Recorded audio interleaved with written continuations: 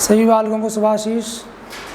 आज अपन तीसरा पैराग्राफ यानी सूरदास जी का जो पहला पार्ट है क्षितिज का पद्य भाग का, उसका तीसरा पैराग्राफ आज पढ़ते हैं। उद्धव मन माने की बात। हे उद्धव जी, गोपियाँ कह रही हैं कि ये तो मन को मानने की बात है। मन किसको स्वीकार करता है, मन किसकी भक्ति करता है, ये तो हमारे मन के ऊपर है। उद्धव मन मानने की बात। हे उद्धव जी, ये तो मन को मानने की बात है। दाक चुमारा चाड़ी अमृत फल विष कीरा विष खात।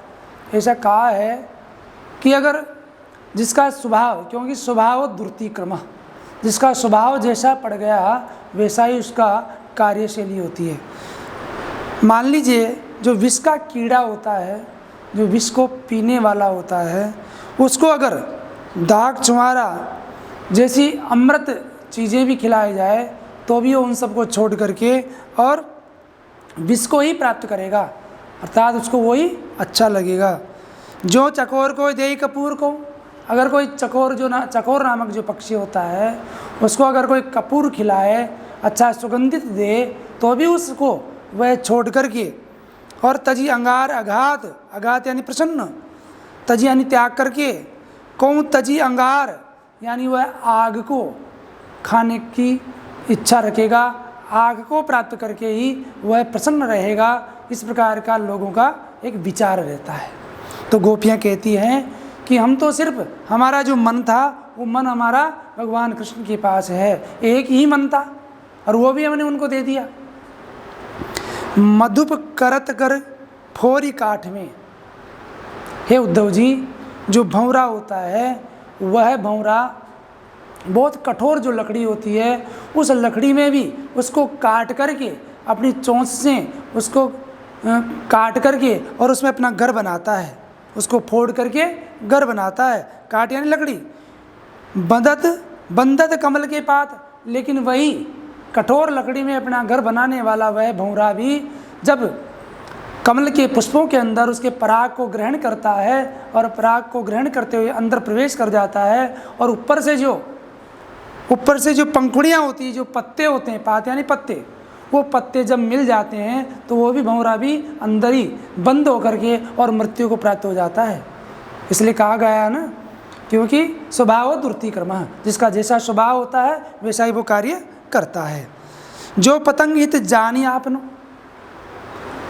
पतंगा स्वयं ये जानता है कि मैं इससे स्नेह रखता हूँ, इससे प्रेम करता हूँ, पतंगा जानता है। लेकिन इसमें कठिनता कितनी है, इसमें परेशानियाँ कितनी हैं। इसके पास जाने से मैं मृत्यु को भी प्राप्त कर सकता हूँ, लेकिन फिर भी वह है पतंगा।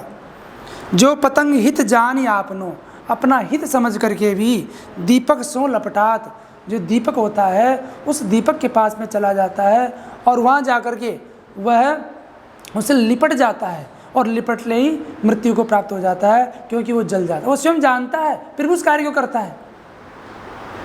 इसलिए हे उद्धव जी, हम स्वयं जानती थी कि ये बाहर जा सकते हैं, ये चंचल हैं, लेकिन फिर भी हमने हमारे मन को भगवान कृष्ण को दिया। सूरदास जाको मन जासो। सूरदास जी कहते हैं कि हे उद्धव जी, गोपियाँ कह रही है हे उद्धव जी, जिसका मन जैसा है, सूरदास जाको मन जासो, वह मन जिस प्रकार का उनका मन है वैसे ही वो दूसरे को पसंद करते हैं। सोई ताई सुहात, अर्थात उनको जिसके ऊपर मन है, जिसको वो स्नेह करते हैं, जिसको चाहते हैं, उसी से वो प्रसन्न होते हैं। इसलिए उद्धव मन मानने की बात। हे उद्धव जी, ये तो मन के मानने की बातें हैं। मैंने तीसरा पैराग्राफ आज पूरा हुआ है। इसमें कल परसों भी बताया था कि सूरदास जी का कोई भी प्रश्न करें उससे पहले कोटेशन लगा करके, जैसे मैंने बताया उस दिन ही बताया था, सूर सूर तुलसी शशि उडगन केशव दास, अब के कवि खद्योत सम ज्योत्यों करत प्रकाश।